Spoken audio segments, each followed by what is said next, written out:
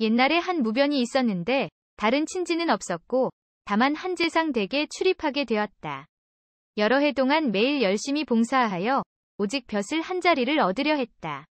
재상은 이조판서와 병조판서를 지냈고 세 아들도 모두 급제하여 장남은 승지, 차남은 옥당, 막내는 한림을 역임했다. 하지만 무변의 운명이 기박한지 한 번도 그 효험을 얻지 못했다. 벼슬자리가 생기기는 했지만 어떤 때는 세력가의 청탁에 눌렸고 어떤 때는 여러 대 친분이 있는 사람에게 빼앗겨 계속 낙마만 했다. 그러나 무변은 원망하지 않고 더욱 자주 나아가 뵙고 때를 기다렸다. 그러던 어느 날 재상이 갑자기 풍병을 앓게 되었는데 몇 달 사이 더 심해져서 일어나지를 못했다.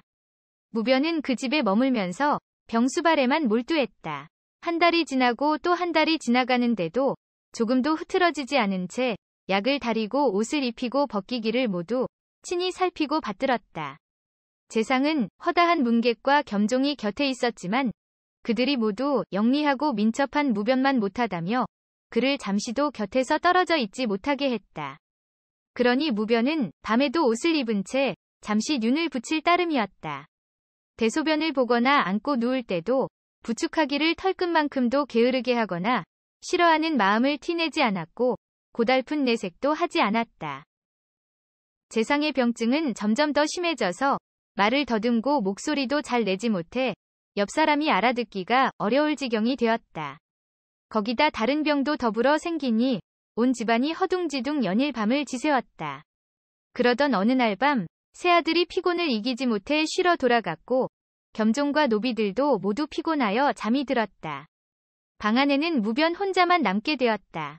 자리를 지키고 앉아서 자기 신세를 생각하니 처량함을 억누를 수가 없었다.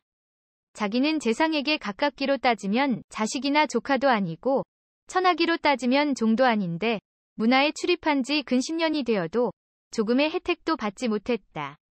그러다 갑자기 재상이 병이 들어 10달이나 되어가니 지금까지 애쓴 게 다 허사가 되는 것이 아닌가. 효성스러운 자식과 손자도 자기보다 못할 텐데 세상에 이같이 가련하고 가소로운 일이 있단 말인가. 또 생각하건대 병세가 더욱 위태로워 재상의 생명이 경각에 달려있으니 앞으로 희망은 거의 사라진 것 같았다. 분하고 한스러운 마음이 일어났다. 길게 탄식하고 몇 마디 고함을 지르고는 재상의 가슴 위에 걸터 앉았다. 그러고는 차고 있던 칼을 뽑아 재상의 목을 겨누면서 따졌다.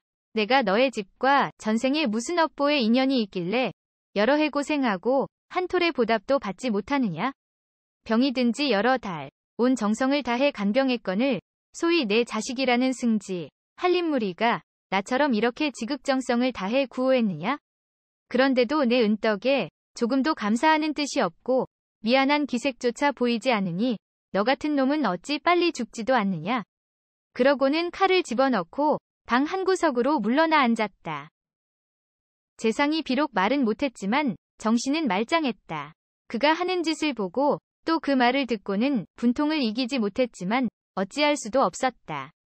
조금 뒤 여러 자식이 와서 문안을 드렸다. 방금 그 일을 당한 재상은 병중의 분노까지 일어나 숨을 헐떡거렸다.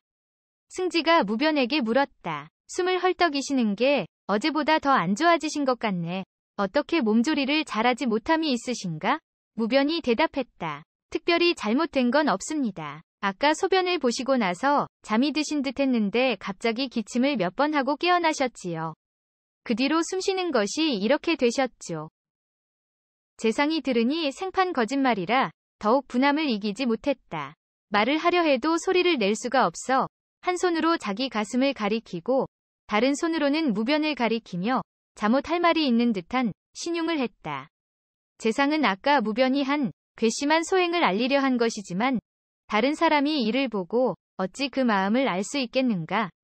다만 무변의 오랜 노고를 잠시도 잊을 수 없으니 뒷날 잘 보답해주라고 미리 부탁하는 줄 알고 모두 대답했다. 친히 가르치지 않으시더라도 이 무변의 은떡을 갚기 위해서라면 몸을 베어주고 살을 도려내준들 어찌 아깝겠습니까? 마땅히 온 힘을 다해서 성취하는 바가 있도록 돕겠습니다.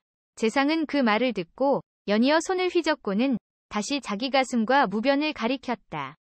그러나 천만 번 그렇게 한들 아들들이 그 본뜻을 어떻게 알겠는가? 다만 병중에 헛손질을 한다고 여길 따름이었다. 이튿날 제상은 일어나지 못했다. 장례를 치르고 세 아들은 서로 번갈아가며 무변을 칭찬하고 치켜세웠다. 그리고 다른 사람을 만날 때마다 벼슬 청탁을 해주었다. 무변은 그해 겨울 선정관을 제수받았고 승진하여 여러 고을의 원을 지냈으며 마침내 병마절도사와 수군절도사에 이르렀다 한다.